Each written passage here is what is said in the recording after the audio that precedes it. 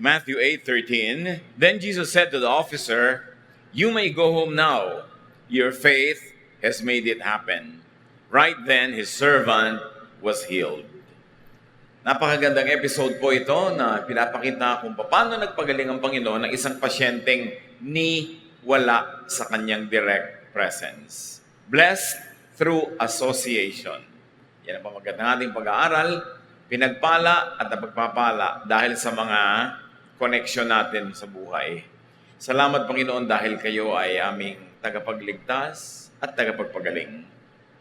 Salamat sa buhay na walang hanggan at salamat din sa buhay na pang-araw-araw dito sa lupa.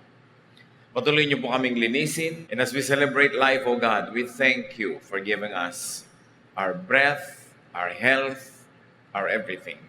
Mangusap po kayo ngayon, Panginoon, sa simpleng paraan at nawa lahat kami merong makitang pagpapala, may maiuwing katuruan mula sa inyo. Sit on your throne of power, O Father, lead your people, teach us. Be our speaker. In the name of Jesus Christ, your Son, our Lord, we pray with thanksgiving. Babasahin natin mula sa Mateo 8:5-13. Pagpasok ni Jesus sa Capernaum, lumapit sa kanya ang isang opisyal ng hukbong Romano at nakiusap. "Ginoo, ang katulong ko po ay naparalisado. Siya po'y nakaratay sa bahay at lubhang nahihirapan." Sinabi ni Jesus, "Pupuntahan ko siya at pagagalingin." Ngunit sumagot sa kanya ang opisyal, "Ginoo, hindi po ako karapat-dapat na puntahan pa ninyo sa aking bahay. Sabihin na lamang po ninyo at gagaling na ang aking katulong. Ako'y nasa ilalim ng mga nakakataas sa pinuno at may nasasakupan ding mga kawal. Kapag inutusan ko ang isa, pumunta ka roon, siya'y pumupunta. At ang isa naman, halika, siya'y lumalapit. Kapag sinabi ko sa aking alipin, gawin mo ito, ginagawa nga niya yun." Namangha si Jesus ang marinig ito at sinabi niya sa mga taong sumusunod sa kanya, "Tandaan ninyo, hindi pa ako nakakita ng ganito kalaking pananampalataya sa buong Israel. Tandaan ninyo, marami ang darating buhat sa silangan at sa kanluran at dudulog sa hapag kasalo ni Abraham, Isaac at Jacob sa kaharian ng langit. Ngunit, ang mga taong dapat sanay kasama sa kaharian ay itatapon sa kadiliman. Mananangis sila doon at magngangalit ang kanilang mga ngipin." At sinabi ni Jesus sa opisyal, "Umuwi ka na. Mangyayari ang hinihiling mo ayon sa iyong pananampalataya." Sa oras ding yon ay gumaling ang katulong ng kapitan. A very remarkable story, especially when we pay attention to the details. At muli nating basahin isa-isa at hanapan at kapulutan ng aral. Matthew 8:5-6, when Jesus was going into the town of Capernaum, an army officer came up to him and said, "Lord, my servant is at home in such terrible pain that he can't even move." May mga ganong sakit. Yung iba frozen shoulders, yung iba arthritis. May mga sakit ang katawan na hindi makagalaw ang iyong kamay, ang iyong braso, anumang bahagi ng iyong katawan, ang iyong paa, at napakasakit. Matinding kirot. At yun ang naramdaman nitong isang katulong ng isang Roman officer. The Romans were foreigners in Israel. In fact, they were conquerors. Kaya hindi mo inaasahan na may Roman na lalapit kay Jesus, lalong-lalo na isang Roman officer. Mataas ang ranggo. A Gentile man of high military and social rank intercedes for a servant. It is most unusual. Mataas na ranggong opisyal, tapos ang ilalapit kay Jesus ni hindi malang sundalo, katulong niya sa bahay. At malamang na ang katulong na yon ay isang native Israelite, hindi man lang Roman citizen. Kaya nakakagulat ang malasakit at ang ginawa ng lalaking ito para ilapit kay Jesus ang isang taong kung tutuusin sa mga values ng panahon nila ay di naman mahalaga sa kanya. Hindi naman mahalaga doon ang buhay ng mga tao, lalong-lalo kung foreigner at lalong-lalo kung empleyado mo lang noong panahon na yon. At sabi ng Panginoon sa Matthew 8:7, "I will go and heal him." Hindi na naghintay ang Panginoon na siya imbitahan. In fact, hindi naman siya iniimbitahan eh. Sinabi lang sa kanya yung nangyayari, nagaganap doon sa katulong ng Roman officer. Jesus is touched here and is very impressed. He was touched and he was impressed. And we like to use the present tense dahil hanggang ngayon, touching and impressive sa Panginoon ang ganong asal. Tumutol yung officer, Matthew 8:8. But the officer said, Lord, I am not good enough for you to come into my house. May malalim na pinanggagalingan ng officer na ito kasi one, hindi dapat pumunta sa bahay ng Gentile ang isang Jew. In fact, pag naglalakad sila sa kalye at merong araw, hindi sila naglalakad sa tabi ng bahay ng Gentile kung saan dadaan sila sa ilalim ng anino ng bahay ng Gentile. Lalo nang hindi sila papasok sa loob. Kaya nung si Jesus ay nilitis sa bahay ni Pilate, walang pumasok na accuser sa loob kasi Pilate was a Gentile. Pero si Jesus was willing to cross that line. The cultural line, the religious line, the racial line. He was going to cross that to heal someone. And someone of a very low social rank. Sabi niya, pupunta ako sa bahay mo. At sabi ng Roman soldier, hindi po ako karapat-dapat na dalawin pa ninyo at pumunta pa kayo sa loob ng aking bahay. Number one, nag-aalala siguro ang Roman officer na si Jesus ay mapahamak dahil ipinagbabawal ng kaugalian ng Israel na gawin yung balak niyang gawin. And number two, it is very likely that he really meant what he said. Na hindi mataas ang pagtingin niya sa sarili niya, na hindi siya karapat-dapat puntahan pa sa kanyang bahay. Alam niyo yung pag-iimbita. May sinasabi din yan tungkol sa ating pagpapahalaga sa sarili.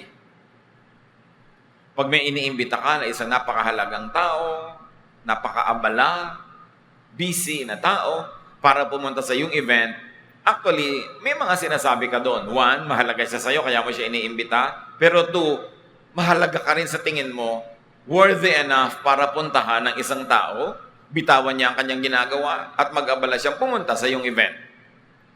Kaya kung minsan yung pag-iimbita, inilalagay mo rin sa lugar, dahil ayaw mo naman na ilagay sa alanganin yung isang taong pagbigyan ka lang dahil gusto mong dekorasyon siya sa party mo, gusto mong masabing si ganito at si ganon nasa party ko, naabala naman siya sa kanyang buhay. So itong Roman soldier na ito, or officer in fact, sabi niya, huwag na po, hindi ako karapat-dapat. Lumugar ang Gentile, hindi pangahas. In fact, he was humble. Mababa ang loob. Matthew 5:5, God blesses those people who are humble. The earth will belong to them. Sa kanyang paglagay sa kanyang sarili, sa tamang lugar o sa lugar na hindi presumptuous, hindi proud, na-touch lalo si Jesus. At sabi niya, Matthew 8:8-9, just give the order, and my servant will get well. I have officers who give orders to me, and I have soldiers who take orders from me. I can say to them, go, and he goes. I can say to another, come, and he comes. I can say to my servant, do this, and he will do it. Sabi niya, huwag na po kayo magpunta sa bahay. Mag-utos na lang kayo at masusunod yon. Paggalingin nyo na po, dito pa lang, huwag na kayong mag-abala pang pumunta. Ako nga po, tao lang. Hamak na tao lamang. May mga opisyal na nakakataas sa akin. Pag nag-utos, sinusunod ko. At may mga tao namang nasasakupan ko, pag inutusan ko, sumusunod. Lalo na kayo. Mag-utos na lang kayo at mangyayari yon. Sabihin niyo na lang pong gumaling na siya at matutupad. So the officer recognizes Jesus' spiritual authority. At bagamat mataas ang ranggo niya sa military, sa gobyerno, sa lipunan, higit niyang pinahalagahan ang ranggo ni Jesus, which was spiritual, over his social and military rank. Kasi sabi niya, kung ako sinusunod ng mga nasasakupan ko, lahat ay sakop nyo, susunod pag inutusan nyo, utusan nyo na lang yung sakit na umalis. Matthew 8:10-12. When Jesus heard this, He was so surprised that he turned and said to the crowd following him, I tell you that in all of Israel, I've never found anyone with this much faith. Many people will come from everywhere to enjoy the feast in the kingdom of heaven with Abraham, Isaac, and Jacob. But the ones who should have been in the kingdom will be thrown out into the dark.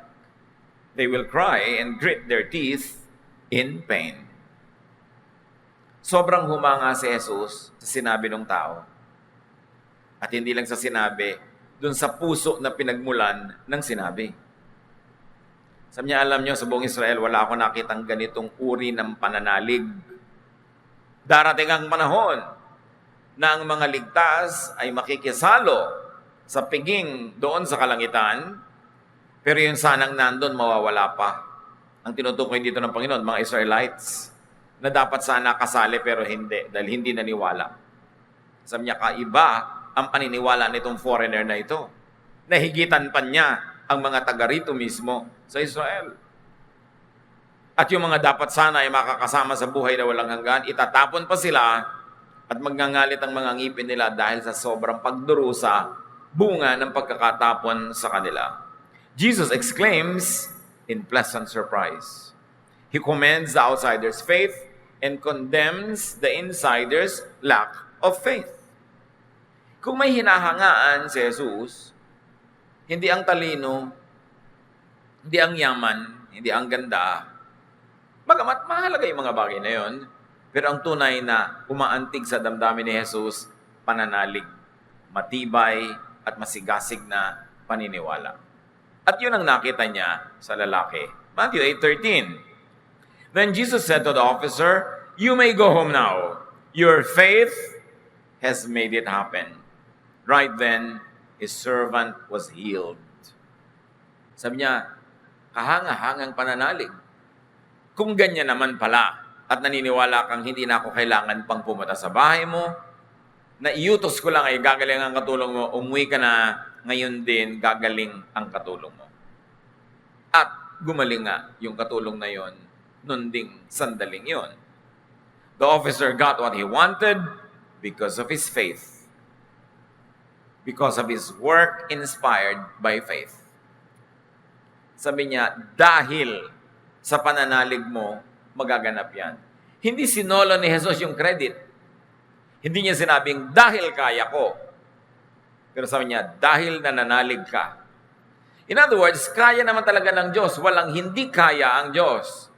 Pero ano ang pumipigil na maganap ang dapat maganap? Kakulangan ng pananalig. At ano ang nagpapaganap sa pwedeng-pwedeng maganap? Pananalig. It is the faith of the people involved. But what is very interesting here is what kind of faith and who had that faith. Hindi yung pasyente ang may pananalig. Hindi yung pasyente ang lumapit. Si Jesus nilapitan ng amo ng pasyente at dahil sa pananalig ng amo ng pasyente, gumaling yung katulong na may sakit. It's a very interesting twist in how faith is operationalized. Na pwedeng may gumaling kasi ikaw ang may pananalig. Importanteng ministry. Believe first in Jesus' person, in His power, and in His kindness. Pinaniwalaan ang lahat ng ito nung lalaki. Naniwala siya sa katauhan ni Jesus, kaya siya lumapit. Kung di siya naniniwala, napakalaking risk ang ginawa niya na siya ay conqueror, Roman officer, lalapit siya sa isang conquered person, isang colonial person, subject to their laws and rule and power. Siya ang lumapit, siya ang nagpakumbaba at humingi siya ng pabor. At naniwala siyang kaya naman ni Jesus. Sa katunayan, yung iba sinusundo-sundo pa si Jesus para dalhin sa bahay nila. Katulad halimbawa ni Jairus. Isa siyang ruler of the synagogue, isang Jew. Pero ito, Roman soldier, kung tawagin ay Gentile, sabi niya, hindi nyo na kailangan pumunta sa amin. Loobin nyo lang na maganap, magaganap. Ganun ang kanyang paniniwala. At naniniwala siyang napakabait ni Jesus, na kahit wala yung gagamutin, maaawa siya at gagamutin pa rin niya. Sa bagay, paano nga pupunta? Paralisado na. Because of intense pain, he could not move. Kaya, alam niya, maawain si Jesus. Hindi siya nagdalawang isip na, baka ako mapahiya, baka ako mapagalitan. Yung mga taong mahiyain, walang mapapala sa buhay. Kailangan bold ka to seek grace, to seek help, to seek intervention. Lalong-lalo kung emergency ang pangangailangan, hindi pwedeng hiya-hiya. Inilapit niya at di naman siya napahiya. One major lesson here is to believe for yourself. Maraming magaganap sa buhay mo kung nananalig ka. Maraming mapapagaling, mapapalakas. Maraming mga himalang tatanggapin ka kung ikaw naniniwala. At ang nakita natin dito sa istorya, isa pang anggulo ng paniniwala, believe for others. Nakikita niyo yung isang Syrophoenician woman na another Gentile. Inilapit niya yung kanyang anak na naglulubhang halos ay mamatay na. Inilapit kay Jesus. Gumaling din ang kanyang anak. You've got to believe for others. Kuminsan meron tayong mga kapatiran na sila lang yung mananampalataya sa kanilang bahay. Lalo kang dapat magpakatibay ng pananalig kasi mapagpapala ang iyong sambahayan sa pamamagitan ng iyong paniniwala. Huwag kang magdadalawang loob na ilapit ang mga mahal mo sa buhay. Kahit nga si Paul, sinabi niya sa Corinthians, kayo mananampalataya, ang asawa mo hindi mananampalataya, mapagpapala din siya ng Diyos dahil sa iyo. So ang pananampalataya natin, may epekto sa iba. Your faith could benefit others. Hindi yan para sa sarili lang. Ang siyudad ng Sodom, noong huhusgahan ng Diyos, dapat naligtas kung mayroong 10 lamang na matuwid doon sa siyudad na yon. Merong ministry ang mga makadiyos at mga makatuwid at mga matuwid. Nadadamay sa pagpapala ng Diyos sa kanila yung mga hindi mananampalataya.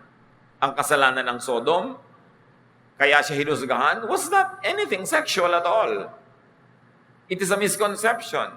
The sin of Sodom was pride and selfishness.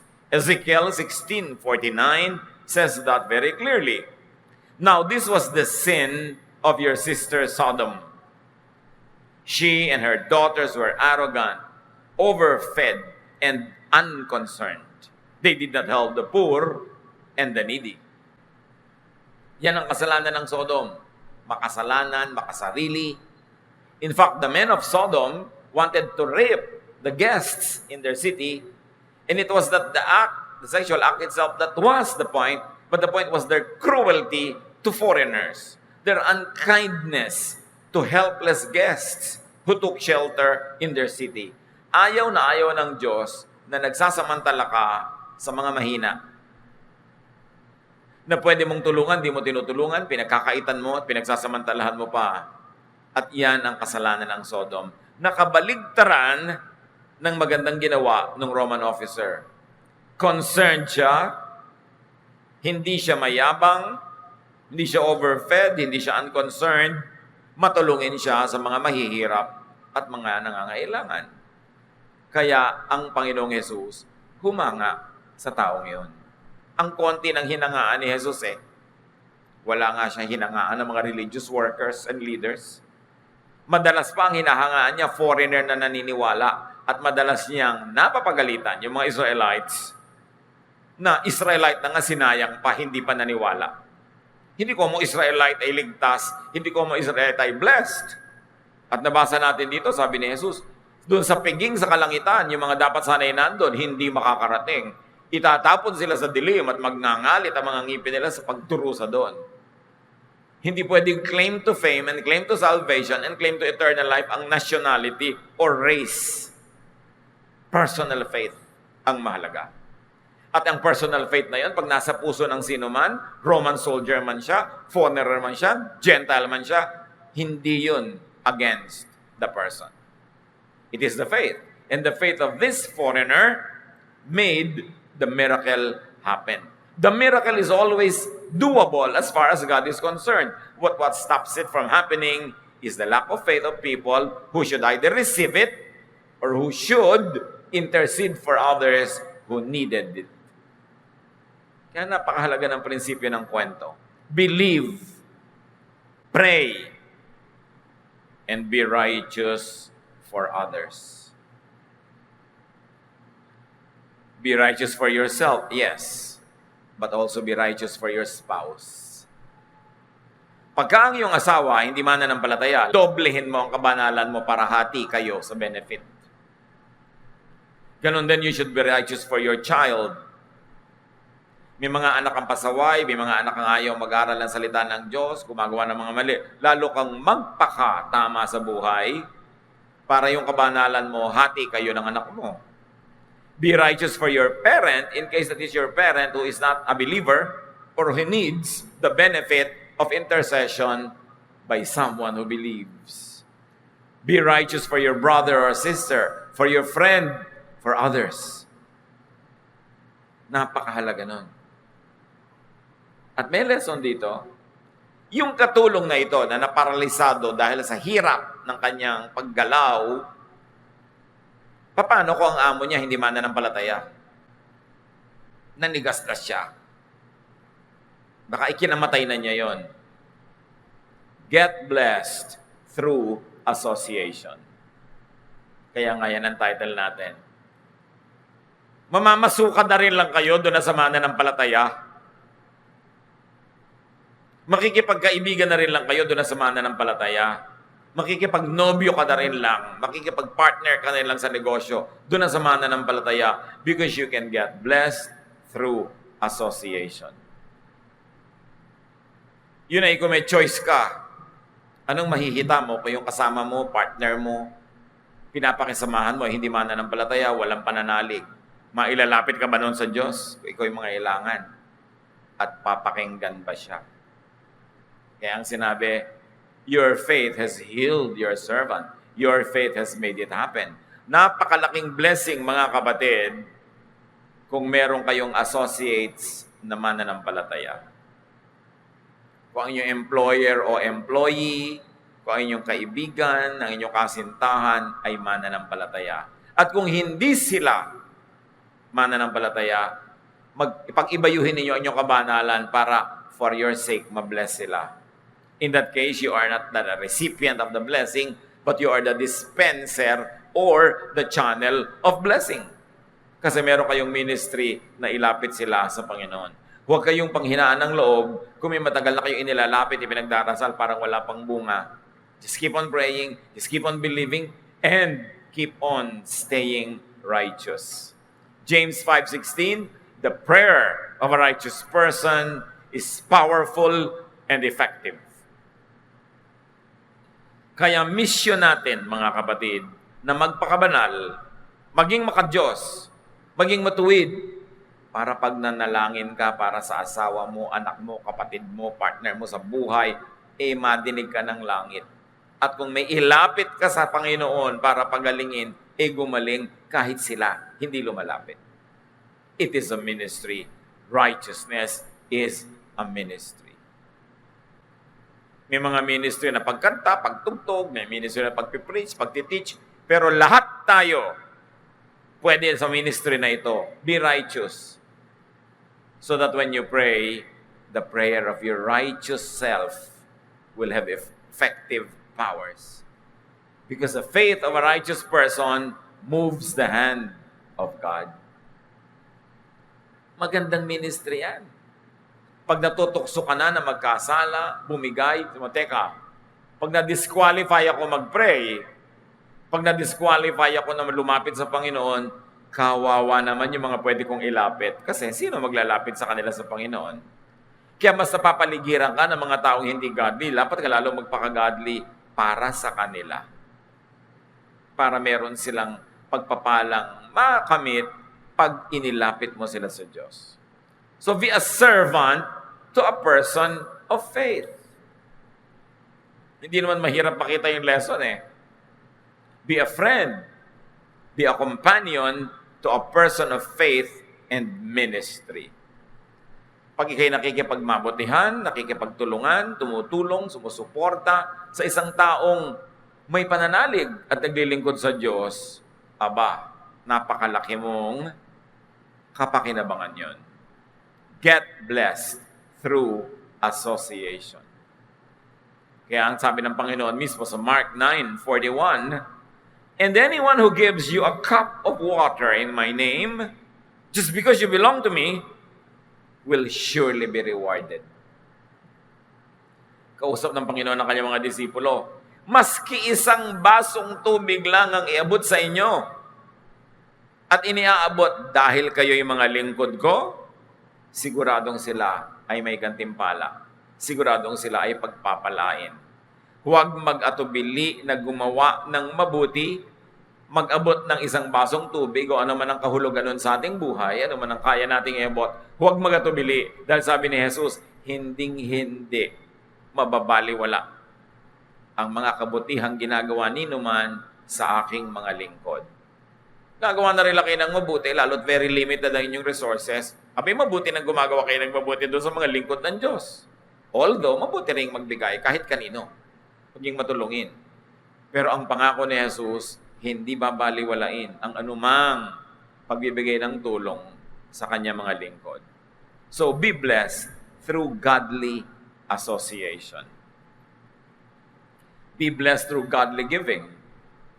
Be blessed through godly connections. And on the reverse, avoid curses through ungodly association.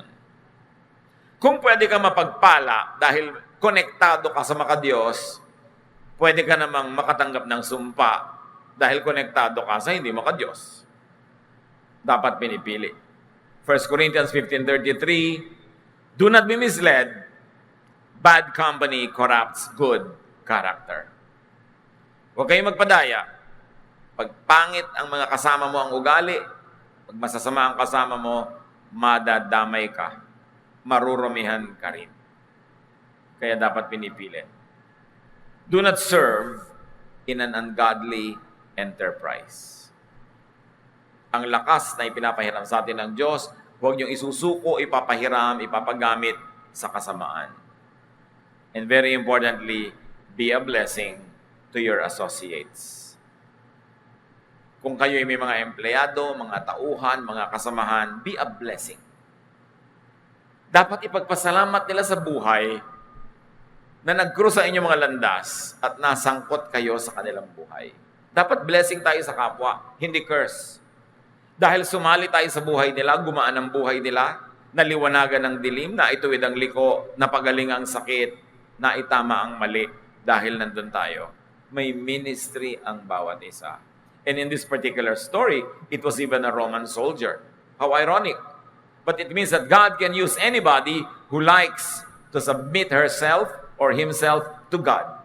Ano man ang gender mo, ano man ang race, ano man ang katayuan mo sa buhay, kung gusto mong maging blessing, magiging blessing ka sa kapwa. At hinahangaan ni Jesus, yung taong hindi naman siya ang nangangailangan, pero lumalapit para sa iba. The ministry of interceding for others is a great ministry that touches the heart of Jesus. Aming Diyos, turuan niyo kami kung anong lesson para sa aming mga pribadong buhay. Kami ba yung Roman soldier and officer na pwedeng lumapit sa inyo para sa ibang nangangailangan? O kami ba yung empleyado niyang na-bless dahil napasama siya sa isang amo na maka-Diyos? Turuan niyo kami na laging mamuhay ng may kaayusan, kabanalan, at nang sa ganon, lagi kaming qualified to pray for others and even for ourselves. At turuan niyo kami, Panginoon, ang aming relasyon sa inyo, maging gabay, maging dahilan para marami pang taong mabless. Turuan niyo rin kami to be very helpful and supportive to your servants, to people who promote your kingdom here on earth. At nang sa ganon, lalong lumawak ang nararating ng iyong kapangyarihan at salita, at kami rin naman sa pagiging matulungin ay magantimpalaan. Pagbulay-bulayan natin mga kapatid ang kahulugan nito sa ating mga buhay at sa ilang saglit ng pananahimik, dinggin ang tinig ng Panginoon kung ano dapat ang leksyon na maiuwi natin mula sa kwentong ito. Be with the Lord in silent prayer.